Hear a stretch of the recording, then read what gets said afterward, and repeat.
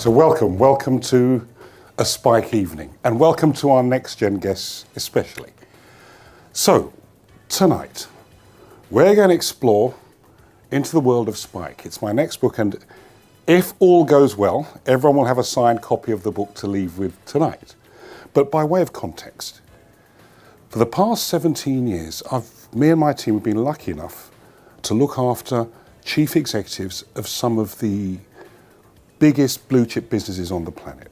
And when I say look after, it's more than a coach. And most of the time, I'm on site working with the chief executive, trying to get them to get the best out of their team, moving the organization usually from good to great. There is not a leader today that is not struggling with transformation. Many would say it's digital, it's beyond digital. The world of business is moving so quickly. The markets are so unforgiving. The challenges are so huge. It's hitting the chief executive so hard that there was a time when every business had its 5, 10-year, 15-year strategy. Today, you're lucky if you can predict what's going to happen in the next 6 months. And they know how to do management, and there's only one way to do it. It hasn't changed since 1899. Leadership is something completely different. If management is IQ, leadership is EQ. If management one size fits all, leadership one size fits no one. And I can guarantee you, most of you in this room do not know what your inherent strengths are.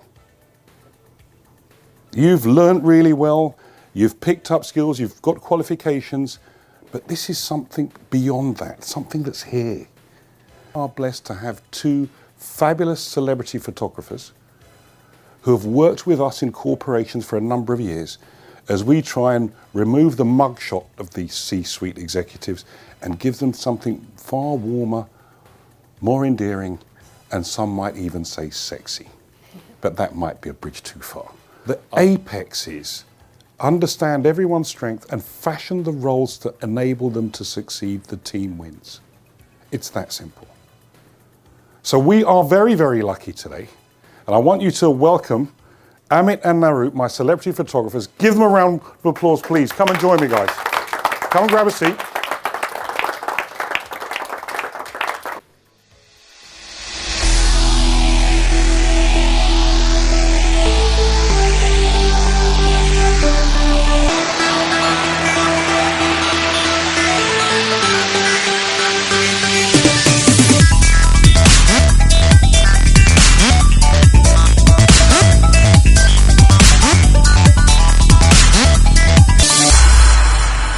So gentlemen, what do you actually do? So I think we're in the business of making people look good, and I believe we've actually made you look sexy once or twice yourself, Renee. To say that we're photographers, I think, is too easy, because I think photography is so much more than clicking a camera. It's a psychology, it's a behavior, it's an attitude, it's everything. But yeah, like Amit's right, we're here to make people look good. Going to do it, but what we realized is if you stick to something, if you stick to your own strengths, it will build and it will grow from there. And Spike is an example of that for us. To share with our guests here tonight how complementary your approach is. Did you start off knowing that you were different and could do different things? Did you know that? But as we started working together, we both found our feet. We knew what our strengths were, and it became like some sort of machine that just kind of worked together. We knew what to do, never stepped on each other's foot, and we just made stuff happen. And it was organic, it's natural. And because we spent so much time together, Amit used to say to people, Naroop spends more time with me than his girlfriend, now wife. And it's true, absolutely true. We're very open-minded. So if someone's good at something, we've always figured, let them shine, let them focus on that. And that's how it's all kind of unveiled. There's never been any egos. It's a team effort, you know, and we've realized nothing these days is best done alone. If you really want to succeed and you really want to go to the top level, collaboration is the future.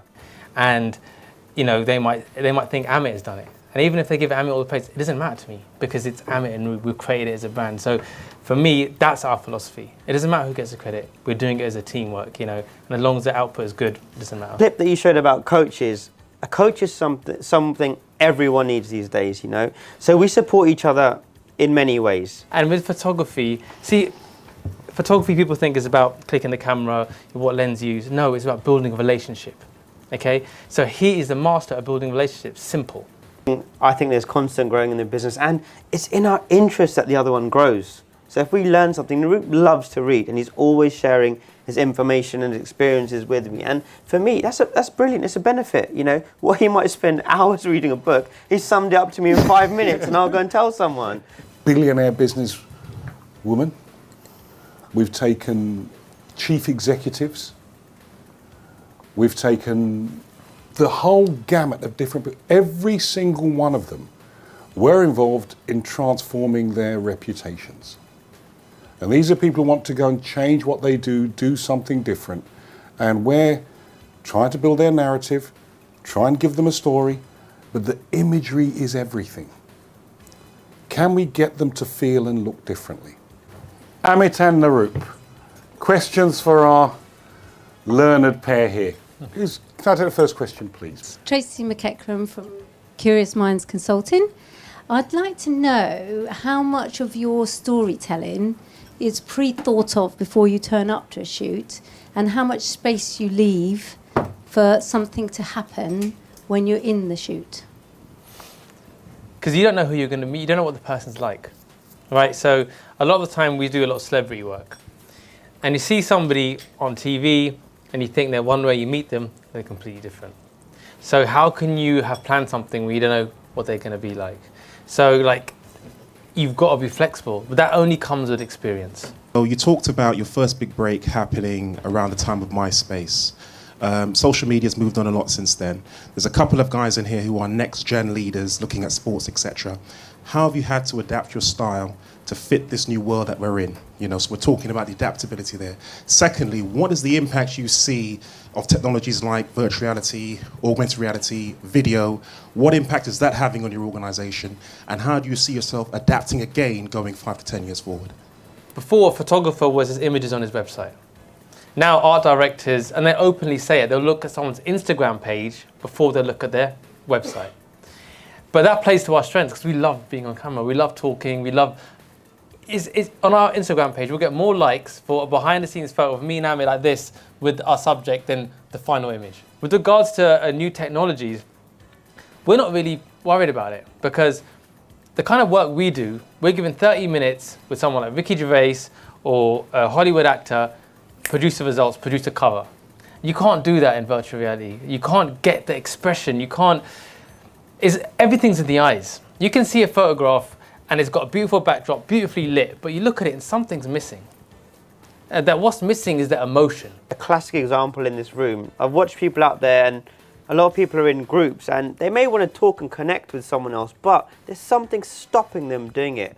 I call that fear. And I think the moment you can overcome that fear, you can increase opportunity. So for us, we're not scared and we put ourselves out there. And there's been so many times I've thought, should I go over? Should I not go over? But having that courage to go over to someone has literally shaped and changed and forged a relationship. So I would advise anyone out there to go out there, be bold, be brave. It's in your interest. A time where you guys actually questioned if you're on the right path?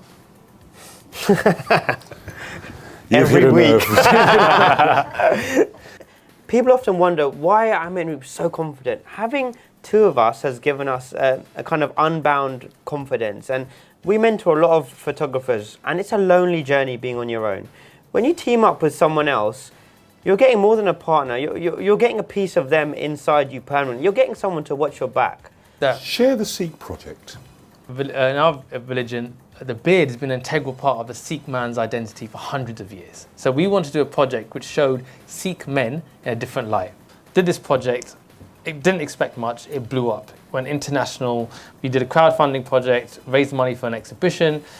Exhibition went amazing. We did the exhibition in Manhattan, in Soho for 2 weeks, seen by in America, over 20 million people exposed to the project. The book's now coming out called Turbans and Tales next year. But that was a passion project, but that literally took us from kind of here to there. But what that's allowed us to do is open our opportunity to a lot more things, but we have to also close the door to other things that don't allow us to have the influence and the success that we want to have now. If you're trying to build enduring teams, if you go through adversity, oh wow, that bonds you. If it's always been easy, it's easy to walk away. Yep. If you've been in the trenches when it's been really tough and you've had each other's backs, then you've built something. You don't have to look at each other's backs then, when you've faced real adversity. Yep. So one of the things we do with the top teams, we get them to face up to adversity, because that's when you really know who your team members really are.